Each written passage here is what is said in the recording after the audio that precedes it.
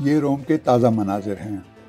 غزہ میں تباہال اور فاقہ زدہ فلسطینیوں کے لیے بحری امدادی قافلے یا فلوٹیلا کو روکنے اور امدادی کارکنوں کو گرفتار کرنے پر اسرائیل مخالف مذمتی احتجاج کی جھلک۔ فلوٹیلا سے اظہار یکجہتی کے لیے آج اٹلی میں ملک گیر ہڑتال بھی ہے۔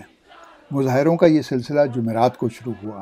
اسپین، بیلجیم، سوئٹزرلینڈ، بنگلہ دیش اور اٹلی سمیت کئی ملکوں میں لوگوں نے بڑے پیمانے پر اسرائیل کے اس اقدام کو قابل مذمت قرار دیا اور جلوس نکالے۔ بدھ کے روز کم سے کم 40 کشتیوں پر مشتمل بحری امدادی قافلے کو اسرائیلی سیکیورٹی فورسز نے بین الاقوامی پانیوں میں روک کر 400 سے زیادہ امدادی کارکنوں کو حراست میں لے لیا تھا۔